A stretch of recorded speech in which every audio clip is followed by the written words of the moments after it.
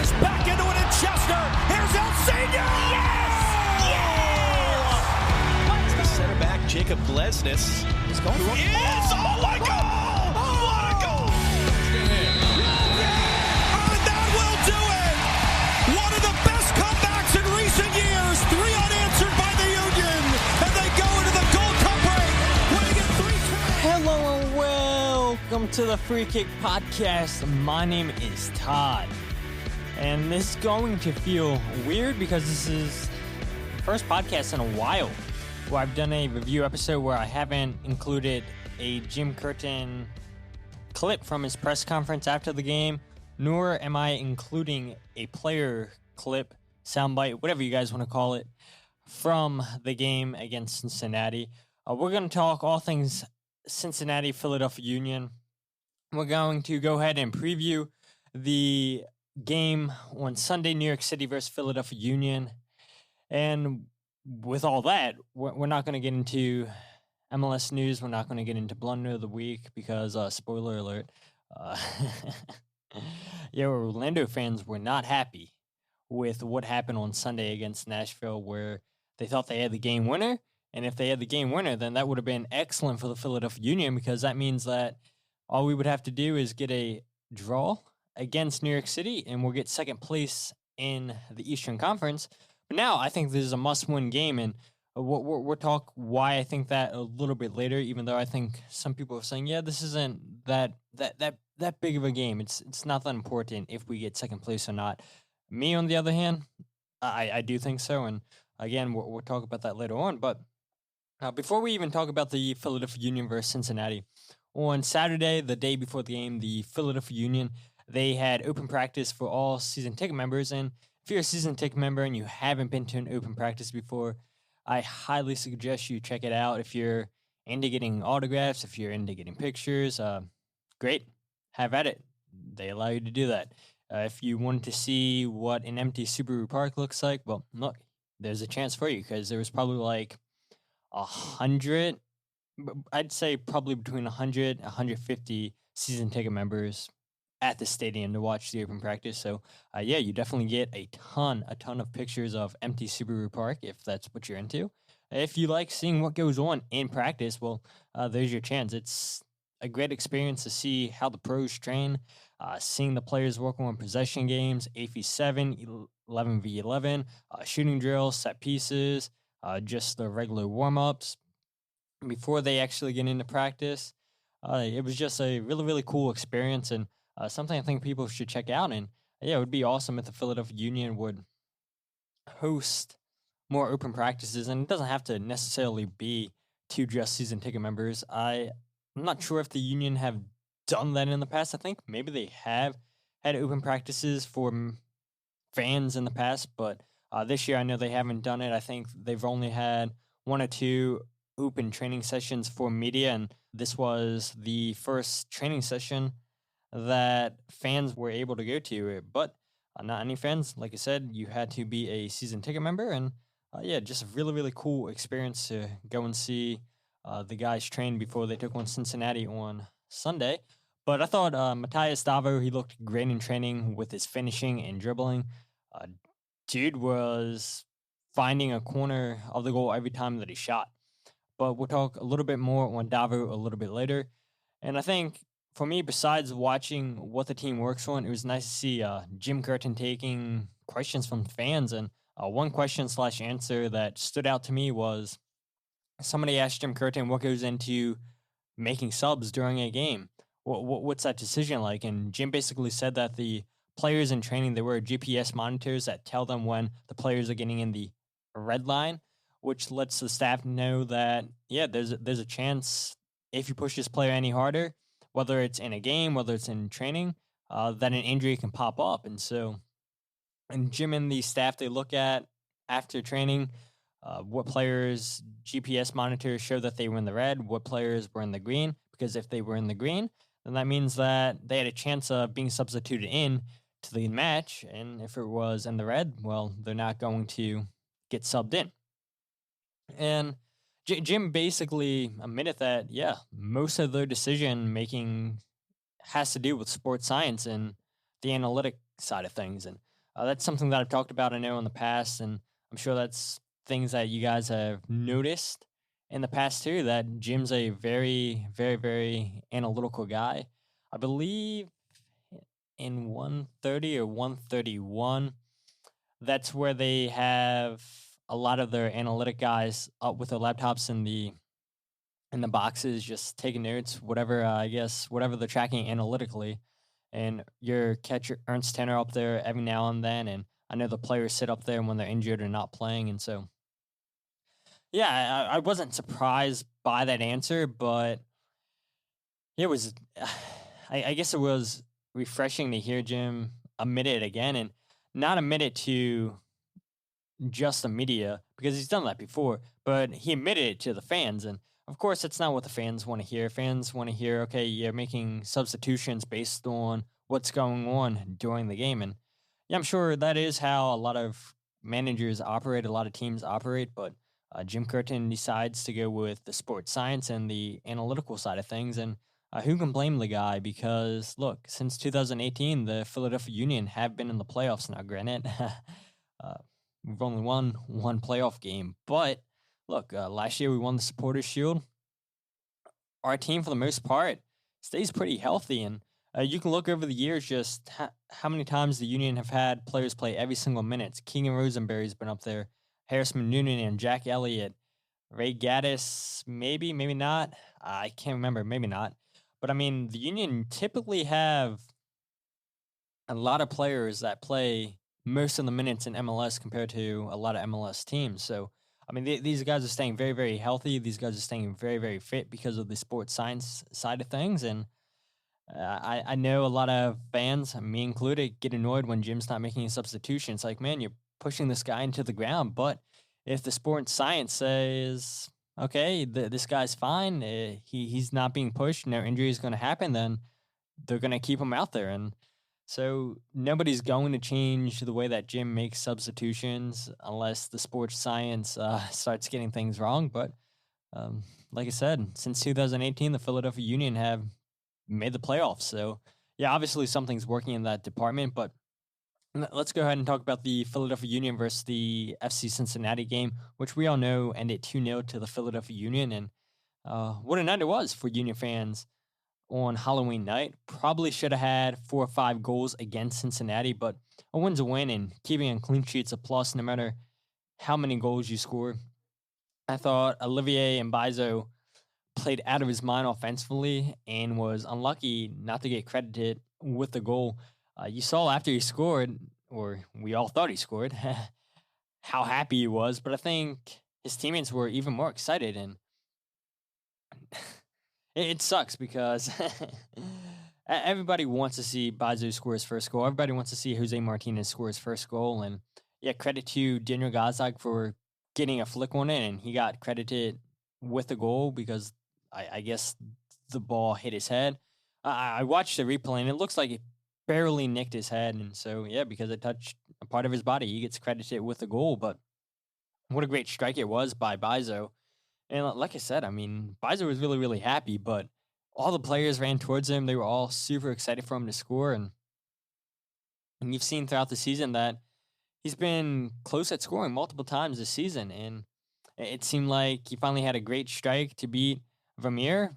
And the ball goes off of Gazdag's head, and Gazdag gets credited with the goal. And look, Bizer's definitely going to get his if he doesn't get sold, and I do think he'll get sold in January. I think I said that last episode or the episode before that, but maybe they hold on to him. I don't want to see Bazu get sold because of what he does offensively, defensively. He has some things to improve on, but look, Jim Curtin talked about it a couple press conferences ago where it was actually against Cincinnati when we played in Cincinnati. It was where Jim Curtin was talking about Nate Harriel's defending, where today's modern fullbacks, they love playing offensively where they don't play defense as much. And yeah, I mean, Bizo is that offensive fullback that teams love, that they love those guys going forward, that they can defend, but they offer you a lot with great crosses into the box. And that's exactly what Bizo does for the Union on the right side of the field. I mean, it's been years since we've had an actual attack coming from the right side of the field, and we finally had one this season with Bizo, and yeah, there's a chance. I really do think that the Union sell Bizo in January because remember, he was linked with a move to some League One club in France, and a deal never materialized. I don't know if the Union didn't get an offer that they didn't like. I don't know if the team didn't offer enough money. I don't know if the Union wanted a sell-on clause and the team didn't want the sell-on clause. I don't know what went into that deal. All we know is Jim Curtin said that, yeah, a League One team was interested in Bizo, and a deal never came together, and he stayed with the Union and then signed a contract extension. So I think more teams will be in for Bizo this January, especially with him getting called up to the Cameroon national team and actually starting for them constantly. So yeah, when you're getting called up, starting for your national team, no matter what national team it is, you're gonna have a lot more eyes on you. So would not be surprised if Bizo gets sold in January. But if he stays, hey, great, I'm happy. But look, I thought the Union did an excellent job at shutting down Brenner, who I completely forgot was on the field when he got subbed off. And look, because of that, Cincinnati didn't really play like a team with 11 men on the field. And the only player that I thought was impressive was Kubo. He seemed like the only one who wanted to press. He tried to get in behind the back line. But when you're as organized as the Philadelphia Union are defensively, especially Sunday night against Cincinnati. Now, granted, I know it's Cincinnati, so it's it's not hard to beat Cincinnati to keep clean sheets against Cincinnati. But yeah, the Philadelphia Union did a very, very, very fine job of keeping Kubo in check. And I talked about it last episode with Brad, and we talked about, okay, what players could stay with FC Cincinnati. I think Kubo's probably one of them. Brenner's one of them. Acosta's one of them. Jeff Cameron probably. And then after that, who knows? Who honestly knows? Vasquez, the striker, I thought he looked all right. I mean, I knew he was out on the field. He didn't go invisible like Brenner, but yeah, I think just Cincinnati, they've got a ton of players that are going to be gone from this team next season, and they don't have too many players to build around. But Kubo would definitely be one of those players that I would build around if I was Chris Albright. Jack McGlynn, I thought, was excellent, was absolutely fantastic. Paxton Aronson was also excellent. Both of these guys, I mean, they had a tremendous night. McGlynn got an assist on the goal that Paxton scored. Should have had a goal. But Vermeer puts the ball onto the post, and unfortunately, Jack McGlynn has to wait a little bit longer to get his first MLS goal for the Philadelphia Union. Paxton Aronson, like I said, got that goal thanks to a Jack McGlynn assist, which is funny because in the press conference, McGlynn and Paxton were talking to the media, and McGlynn said, yeah, I didn't mean that pass at all to Paxton Aronson. I was trying to pass to Casper, who was wide open, and luckily Paxton Aronson was able to finish. So he's like, yeah, it works out. And just what a move by Paxton Aronson to get it onto his left and beat Vermeer, who throughout this game made a lot of good saves for Cincinnati. Paxton, he probably should have had 2 assists, but Casper couldn't finish at all. And who knows if that ball would have got to Casper by Jack McGlynn? Who knows if Casper would have put that one in the back of the net? Just the movement around the box by Paxton Aronson and the vision he has. I think he's been performing way beyond his age of 18 years old. And I'll pose a question here for you guys in a little bit in regards to Injustice team compared to the team of last season. And I know there's probably some people out there who don't really like the 4-3-2-1 Christmas formation, but we created 20 shots against Cincinnati with that formation. And I get it. It's just Cincinnati, but we also created chances versus Minnesota, versus Nashville. And we should have beat Minnesota with a formation. We got the win against Nashville with a formation. If anything, this formation is just adding another tactical flexibility to Jim Curtin's arsenal, and it's only going to help him, and it's only going to help the team where look, if the Union want to start out in a 4-3-2-1, then they can switch to a 4-4-2. If the Union are in a 4-4-2, they can switch to a 4-3-2-1. We know that the Union can play in the 4-2-3-1. We've seen it the last couple years where El Senior subs in and then the Union switched to the 4-2-3-1. We haven't seen the 4-2-3-1 a lot this season because El Senior's been injured most of the season. So it's good to see that Jim Curtin and the team are able to just add another formation to them. And I have no problem at all with 4-3-2-1. And Jim Curtin did admit when we play this formation, it is bringing the best out of Daniel Gazdag and Jamir Montero, where they're able to find a lot of space in behind the striker, where they can create a lot of space for themselves, for their teammates. And yeah, we've seen it every time that we play this. When these two guys play as the two number 10s, they finally have an understanding where you watch what they did against DC United back in August. The 4-3-2-1 looked terrible. Well, the more that these guys are practicing in practice, the more that they run it out against other teams, yeah, it looks really, really good. And I have no problem at all with the 4-3-2-1 formation. And after the game, Jim Curtin did admit that Jamir Montero suffered a knee injury against Toronto, but he did say that Jamir Montero will be available very, very soon. Could he feature against New York City? I think so.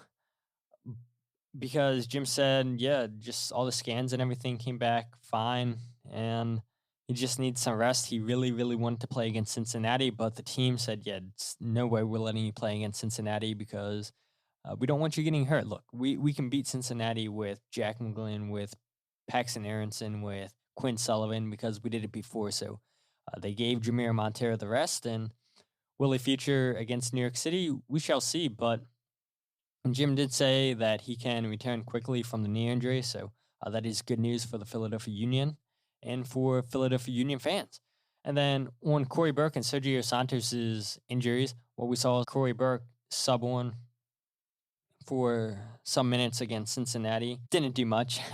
Didn't do much at all. And I thought that the 4-3-2-1 would be a good formation for Corey Burke, and I think maybe he's just trying to find his fitness. He's trying to find his levels again. So I wouldn't worry too bad about how Corey Burke played against Cincinnati, where this was his first time back in a very long time.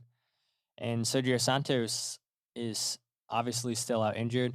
Jim did say that Corey Burke and Sergio, they won't be fully fit by playoff time. They'll both be available. At least Corey Burke will be. Sergio should be available, but Jim doesn't believe either of these guys are going to be 100% fit. I know I saw on Twitter people were saying, wait, Jim said that these guys won't be available for the playoffs. No, he didn't say that at all. He said fully fit, not they won't be available. There's definitely a difference between availability and not being fully fit. So a lot of decision making for the staff to do come playoff time. But look, got to focus on this game against New York City before you worry about what you're going to do, what players are fully fit against whoever you play in the playoffs. Because let's face it, when you come into playoff time like this, no team's coming in 100% fit. So I wouldn't be too nervous. But the question I wanted to pose to you guys earlier is, do you guys think this team this year is better than last year's Philadelphia Union team? Look, you lost MLS Team of the Year players in Mark McKenzie and Brendan Aronson, and it's hard to replace players like that. Have they replaced Mark McKenzie with Jack Elliott? I think Jack Elliott's having an MVP-type season. I think Jack Elliott could make it into Team of the Year. Daniel Gazdag and Leon Flock look to be the players that are supposed to replace Brendan Aronson, but neither of them are really playing at Brendan Aronson levels. Remember, I compared the Union's press in 2020 compared to the press of this year, and you guys saw the numbers in 23 games from this year to the 23 games last year, and Leon Flock was the only player close to Brendan Aronson's pressing numbers. And offensively, you're not getting Brendan Aronson numbers from Leon Flock, and it took Daniel Gazdag a while to adjust to the league, but now you're finally seeing what Daniel Gazdag can do, and neither one of those guys are Brendan Aronson, and that's not a knock on either one of them. I think what you have to look at is the bench. Is our bench better this year compared to last year's bench? Last year we scored 44 goals in 23 games, while this year in 33 games, we've scored 47 goals. So last year, if we would have played a full season, yeah, we probably would have blown away this year's goal numbers by a ton. I mean, I've got to imagine the Union would definitely have scored 3 goals in 11 more games to tie this season's record. But I don't know, maybe not. But I would like to think that the Union definitely could have. I mean, if they couldn't, then we obviously wouldn't have won the Supporters' Shield. If all of a sudden after 23 games, the Union decided, we can't score. Yeah, I don't see that happening. But look, I think our bench, like I said, are we getting a lot of contribution? And I'll give you guys some numbers. You got to look at the midfield, and I think we are not getting a ton of contributions this year from the midfielders scoring goals, because last year 19 goals came from the midfielders compared to 15 goals this year. And again, that's in 23 games last year. 19 goals scored by midfielders in 23 games, where we have 15 goals from midfielders in 33 games. Not a lot of contribution. Your highest scoring midfielders last year was Anthony Fontana with 6, while he has 0 MLS goals this season, while Daniel Gazdag leads midfielders this season with 4 goals, while 3 out of his 4 goals this season have come in his last 4 games. Two of those goals came against Minnesota. The Union have played Sergio Santos a lot more this season compared to what Sergio played last season, and Sergio scored 8 goals last season compared to 6 goals this season. You got massive contributions from El Senior and Anthony Fontana last year, where neither one of them have contributed offensively or at all in MLS play because, like I said, we all know El Senior's been gone for most of the season due to injury. But you add Paxton Aronson, Quinn Sullivan, who have both helped with scoring goals this season, but not at the rate that El Senior and Fontana were scoring last year. I think El Senior had 3, and like I said, Fontana had 6. So that's 9 goals for those guys. And Quinn Sullivan and Paxton Aronson, I think between those two, they only have 4 goals, where Paxton has 3 of them. But I think we do have options on the bench with the homegrowns. I think they're very good options to have. They can make a difference in the game. You saw what Jack McGlynn can do with his passing. We've seen it time and time again when he gets subbed on. I know people were upset when you took off Leon Flock for Jack McGlynn. You wanted, I guess, more of a offensive player. But I do think Jack McGlynn's a very, very gifted offensive player with his passing ability, with splitting the lines. And he does it time and time again when he comes on. And yeah, he doesn't give you the goals that maybe you want because, like I said, nobody's scored 6 goals like Anthony Fontana has in the midfield this season. But you do get fresher legs. You do get players that aren't afraid at taking players on 1v1. Like I said earlier, too, the vision that Paxton Aronson has at this young of age is very, very, very high. Jim Curtin talks about Jack McGlynn having such a high soccer IQ. I mean, these guys are 17, 18 years old, where El Senior's 34, 35 years old, and he was contributing last year. Anthony Fontana has been with the team since 2018, where these homegrown guys, this is their first pro season with the Philadelphia Union, where they've admitted multiple times where the USL is nowhere near in comparison to MLS. MLS is just way too fast compared to USL. And I thought all 3 of these guys, Paxton, Jack McGlynn, and Quinn Sullivan, have done an excellent job adjusting to MLS, and they've contributed to the Philadelphia Union. They definitely give you a spark when they come off the bench, but again, they're just not making the difference that El Senior and Fontana were making last year. So I would say no, this team isn't better than last year's, where regardless if the Union would have won the Supporters' Shield or not, I'm taking that out of the equation because last year, this team, what they were able to do in 23 games compared to what we're able to do in 33 games, I mean, there's just really no comparison. And You're not, again, you're not getting contributions from the midfield. You're not getting contributions from the bench.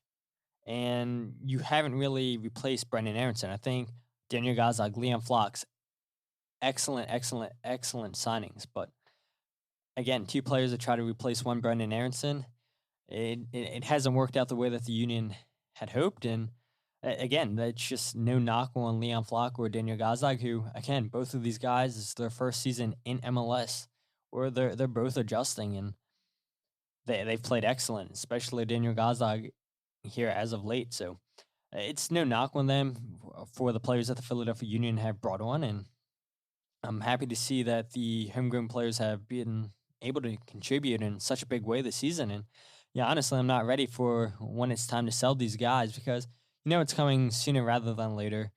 And you compare how these players play compared to Brendan Aronson and Mark McKenzie. I mean, I would definitely say you can see that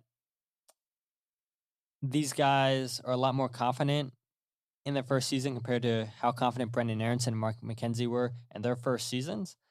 So I think next season, when you get into year 2 with Jack McGlynn, Quinn Sullivan, Paxton Aronson, I think depending on who the Union lose in January, I think we could be seeing a historic year for the Philadelphia Union. Now, granted, I mean, it depends on what teams do in the offseason. So many things can change, but just to see those 3 homegrown players play as well as they have this season, it's going to be a sad day when we lose them. But speaking of Daniel Gazdag, man, not everybody, a good amount of people, I'd say, on Reddit, on Twitter, on Facebook, on social media, a lot of people absolutely loved trashing on Daniel Gazdag. And I'm not here to say, oh, I told you so, or you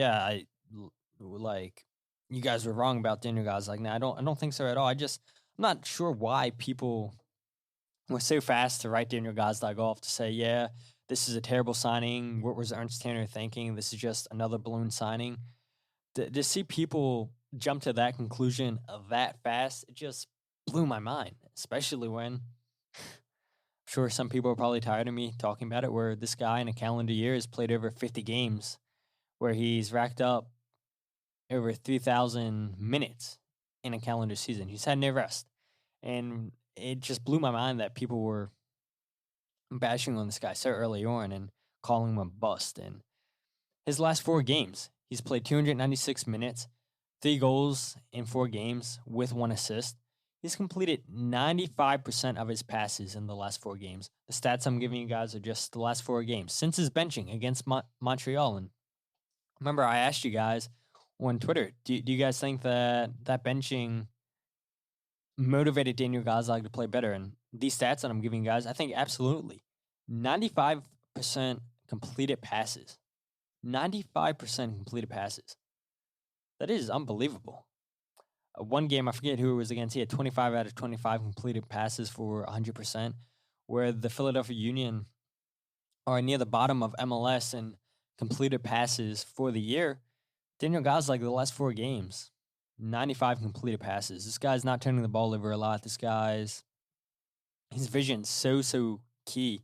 He has 5 key passes, where he should have a lot more assists in the last 4 games, where he only has 1. He should have 6. If his teammates could have finished some chances, I think his XG is at 6, so he should have a few more goals than what he has. But Daniel Gazdag, the last 4 games, offensively, he's been doing a great job. Defensively, he has a 32% successful pressure rate, where on the year, he averages 22%. So in his last 4 games, you see that Daniel Gazdag is pressing a lot more than what he was when he first came with the Philadelphia Union. He has 18 ball recoveries in the last 4 matches. That's unbelievable. 18 ball recoveries. He's doing such a good job offensively and defensively, where I don't think it gets talked about enough. And look, there's no reason why Daniel Gazdag earned Team of the Week honors for the way that he has played here the last 4 games for the Philadelphia Union. And I know people, again, are going to say it's Cincinnati. But look, Nashville, Minnesota played great against those teams as well. And I know Toronto is a team that And it's Toronto. Like, okay, I get it. Nashville, Minnesota, both teams are going to make the playoffs. Both teams are very, very good teams. And Daniel Gazdag has been doing it offensively and defensively. And the one thing that doesn't show up on stats is how many times he runs into open space. And when he runs into that open space, you're like, why is he running there? And he just has the IQ of knowing, okay, look, I'm going to run into that space. And if I get the ball, great. But if not, I'm going to open up space for my teammates. And we saw exactly that against Cincinnati when he took Tyler Blackett out of position and allowed Paxton Aronson to run into space and score a goal. You saw him dribble by 4 players. He intercepted the ball and dribble by 4 players of Cincinnati and then pass the ball off. And then, like I said, took Tyler Blackett out of the picture and Paxton Aronson scores a goal. And he admitted it took him a while to get adjusted to the speed of the league, where he said, yeah, the league in Hungary is a lot slower than MLS. And yeah, people love to bash on MLS. Say, oh, it's MLS. And people say all the time where, oh, yeah, that's where European players go to retire.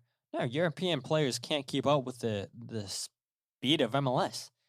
And I think, as the years go on, I think MLS is going to continue to grow. And I think slowly but surely they'll become one of the best leagues in the world. And we're continuing to see players from South America, young players from Europe coming to MLS to get signed for teams over in Europe. And maybe MLS becomes a league where those players don't want to go to Europe. Maybe the CCL over here becomes so big because, look, they have plans to make the CCL into something serious. And maybe in 10 years, we don't have to worry about selling our best players to Europe. Maybe players want to stay in MLS. I mean, you don't know what the future holds at all. And to see, I say it all the time, I mean, to see where MLS came in 2007 to where they were in 2017 after I wanted to watch David Beckham, I'm like, man, this league's terrible. It's so slow compared to Europe, where, yeah, it's not as good as Premier League soccer, but it's come such a long way from 2007 to 2017, from 2017 to what it is in 2021, and it's growing. And not only do I think we'll continue to sign players from European South America, I think just teams' academies are going to get a lot better too. And yeah, who knows? Just who knows what the future holds for MLS? But I think MLS is going to be one of the top leagues in the next 10 years, maybe even the next 5 years. Who knows? But moving on, the last thing I want to bring up, and honestly, this is the last thing I'm going to bring up about Matheus Davo, unless we get a straightforward answer from Jim Curtin on why he isn't playing. Like I said earlier in the podcast, I went to training on Saturday, and Davo looked excellent in 8v7 drills. He was finishing in each of the corners of the net, dribbling at some very, very tight spaces in the 8v7 drills. He continued his fine shooting in the shooting drills, like I said. And Jim talks about Davo having to earn his spot, that other players are ahead of him in the pecking order. Well, the way that Davo practiced on Saturday, I don't know if he practices like that all the time or what. But if he does practice like that all the time, then I'm not sure how he isn't getting into games. He seemed like he was up to speed in the 8v7 drill, where I guess technically it's a 7v7, but the 8 was always El Senior playing offense for whichever team had the ball. El Senior wasn't playing defense at all. The shooting drill, again, just really, really fine finishing. And I wasn't keeping track of how many times he scored in the shooting drills, but more times than not, he was finding the back of the net.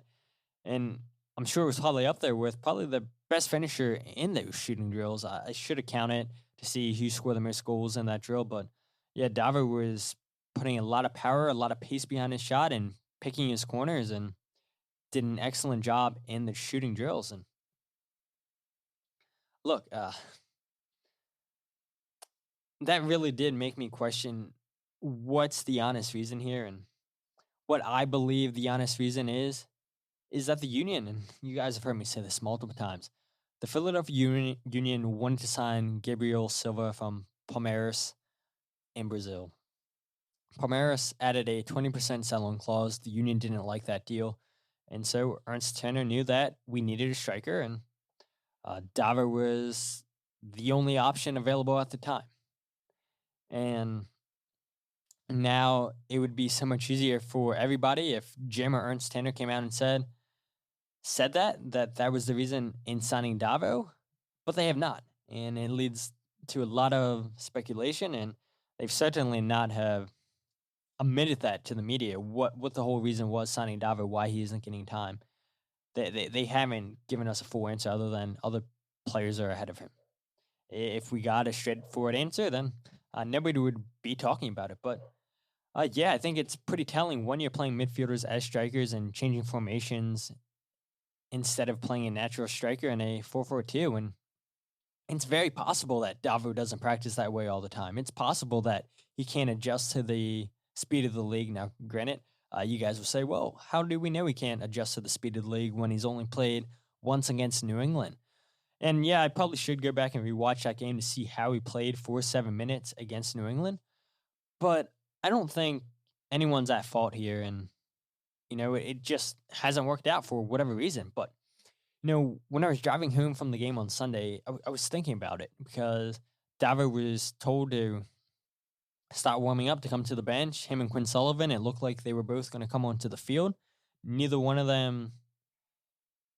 Sullivan came on, I believe it was, right? Davo did not come on. But I started to think.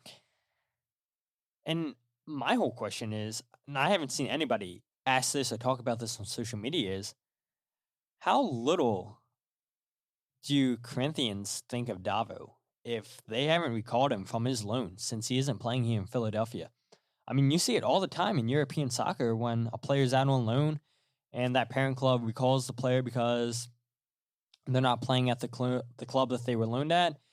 It's not good for their development. They're not getting any game time. Well, why is Corinthians okay for Davo not getting any game time here in Philadelphia? That's not going to help Corinthians sell Davo. If Davo's not playing here in Philadelphia, if Corinthians aren't calling him back to play him at Corinthians to loan him at a different club in Brazil, then maybe this answers our question on why Davo isn't playing. If he can't get game time here in Philadelphia, and if Corinthians haven't recalled him because he isn't playing, then maybe Matheus Davo really isn't that great of a player. And again, I don't think this is a problem with anybody. I don't think it's the Philadelphia Union's fault for bringing in Davo. I don't think it's Davo's fault for not adjusting to MLS. But I do think it's very, very strange that Corinthians haven't recalled Davo at all. Now, granted, look, he was on loan. I forget the club he was at loan with in Brazil. He wasn't even playing with Corinthians when the Philadelphia Union signed him on loan. Corinthians had to recall him on loan, and then the Philadelphia Union got Davo on loan. So, yeah, I think it's very telling that Corinthians don't think very much of Matheus Davo, where they're not interested at all in recalling him from his loan with him not getting any playing time in Philadelphia. Philadelphia Union obviously don't think much of him when he can't make the bench or he can't come off the bench. So, yeah, that's the only thing I wanted to bring up on Matheus Davo, unless I said we get a straightforward answer from Jim Curtin or Ernst Tanner, which I don't think is going to happen at all. But can you guys believe it? This Sunday is the last MLS regular season game of the season, and what a huge game it is for the Philadelphia Union. They control their destiny and would finish in second place if they win in New York City. And this is a game that I'm extremely nervous about, a game that honestly I don't really have high hopes for, because in 15 games played between these two sides, New York City leads the series 9 wins, 1 draw, and 5 losses, while they are 5 wins and 1 draw in 6 matches played at home versus the Philadelphia Union. With the Union's only result coming back in 2016, the very first game we played in New York City, where CJ Sapong scored in the 86th minute to tie the game 1-1, and yeah, that's the only result we've got in New York City. The Union, they've been outscored 16-7 in Yankee Stadium, while the only positive thing I can find about playing in New York City is 2 out of Corey Burke's 3 goals against New York City have came in Yankee Stadium. So it's it's never a good time. It's never a good moment for the Philadelphia Union playing in Yankee Stadium. We all bust on New York City for how small that pitch is, for it's a joke playing in a baseball stadium, how they still can't get a stadium and everything. But, regardless, the Philadelphia Union, they can't find ways to win in New York City. And that's where this game is on Sunday in New York City. Now, the Philadelphia Union could get a home game regardless if New York Red Bulls are able to get a result against Atlanta United, which is happening right now. I'm recording this podcast on Wednesday. If New York Red Bulls get a point tonight, then the worst the Philadelphia Union could finish is in 4th place. But you finish in 2nd place. If you win in New York City, you control your destiny. You've got to win this game. I think it's a must-win game. And for people to not think, oh yeah, it's not a must-win. It doesn't matter if we finish in 2nd place or not. Well, if you finish in 2nd place, then you have 2 home playoff games. Now, granted, you have to win the first playoff game to get the second home playoff game. But wouldn't you guys much rather the Philadelphia Union have 2 home games before they have to potentially go to New England? Now, granted, we saw what the Philadelphia Union did against New England last season, where New England came into Subaru Park. We won the Supporters' Shield, and we lost the first game in the playoffs. It's very possible that happens to New England after they have, I think it's going to be close to a month off. And the Union had, 2-3 weeks off before they played New England. And yeah, they were rusty against New England. And so it's possible, it's very possible that the same thing happens to New England this season.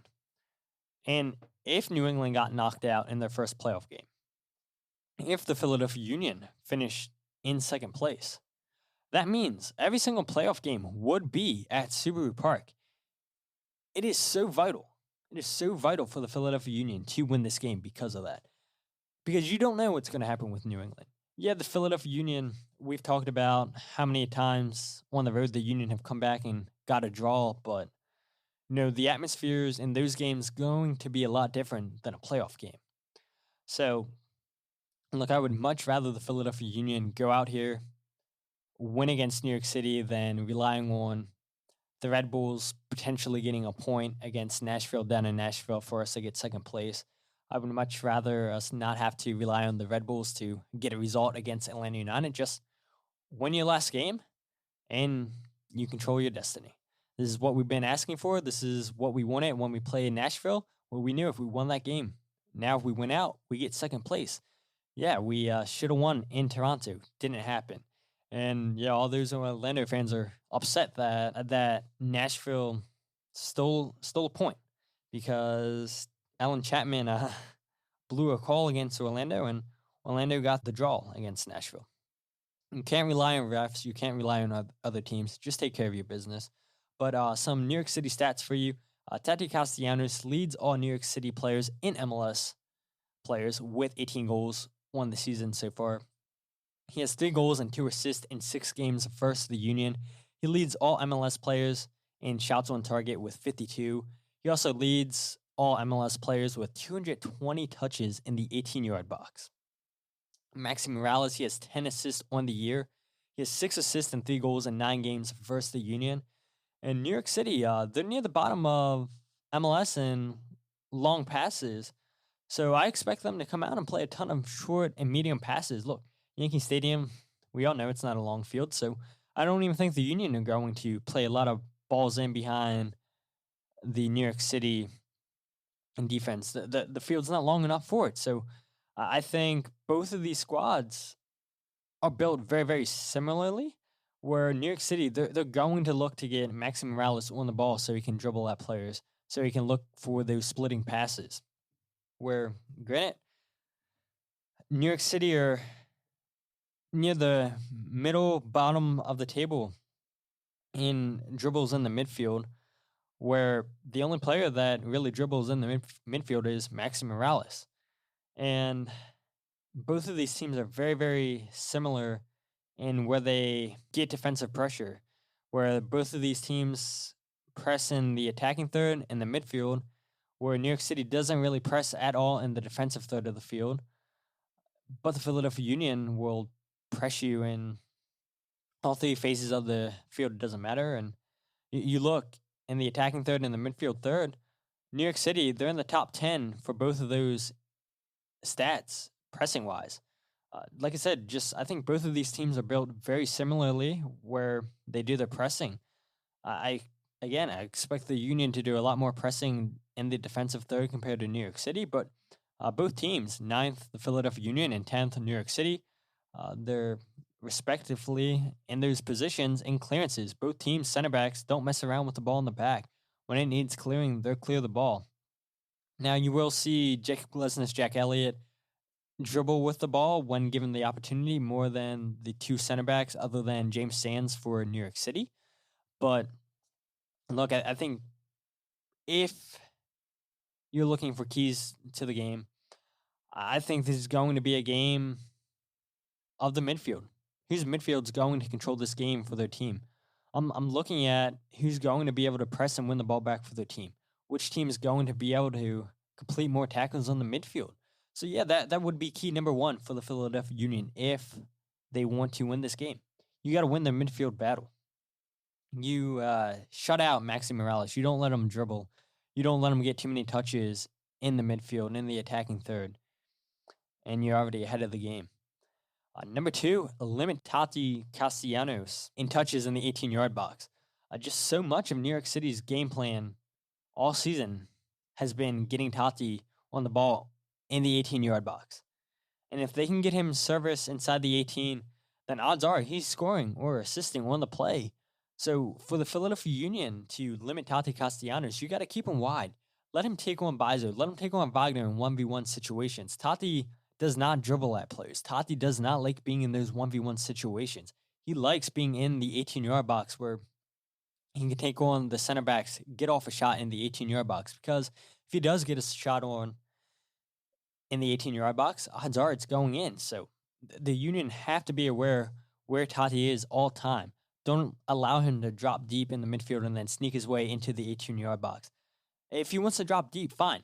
Keep him deep. Don't let him get into the 18-yard box. Send him wide, like I said. Allow Bizo, allow Wagner to take him on 1v1 because when you do that, I think the Philadelphia Union are going to shut out Tati Castellanos. And to have 3 goals and 2 assists against the Philadelphia Union in 6 games, well, if Tati's playing from out wide, then I don't think we'll have to worry about Tati scoring a goal against the Philadelphia Union.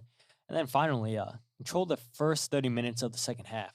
20 out of 52 of the goals scored this season by New York City have come between the first 30 minutes of the second half, where the Union have given up 15 goals in the first 30 minutes of the second half. I expect this game to be tied going into halftime, and I do think the winner will be found in the first 30 minutes of this game. So you've got to control it for the Philadelphia Union. And how do you control it? You've got to win those midfield battles. You've got to press. You can't let New York City press you in the midfield. You've got to control. You've got to dominate in the midfield, because if you do that, then I think the Philadelphia Union have a very high chance of winning this game in New York City. And I know it's crazy to say that, where the Union have never won in New York City. They've only had 1 draw in New York City, and that came the first game ever in New York City against New York City, where New York City has won the last 5 games in New York City. So nervous. Do I think it's possible the Union win this game? It's possible. Do I think the Union will win this game? I don't at all.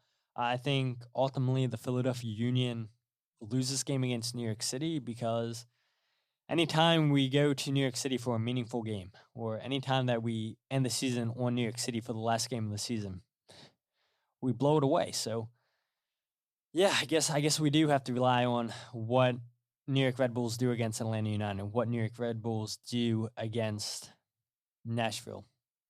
Because look, if we lose this game against New York City, then they'll be tied with us on 53 points. They'll be tied with us. Actually, they're actually being second place. I lied, because they have 14 wins right now. So yeah, I mean, a lot goes into this game. Second place, I mean, New York City, Nashville, Philadelphia Union, Atlanta United, depending on what they do against New York Red Bulls.